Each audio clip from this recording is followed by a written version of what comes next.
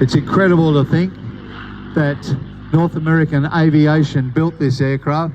There were only 2 countries in the world that built it, the Americans and Australia. We built the Mustang and built it at the Commonwealth Aircraft Corporation down at Fisherman's Bend in Victoria.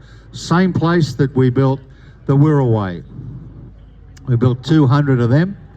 They served with the RAAF. They also, RAAF 77 Squadron, the best.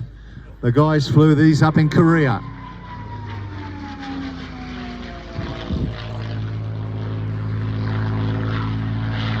Beautifully flown today by Cam Rolfe-Smith.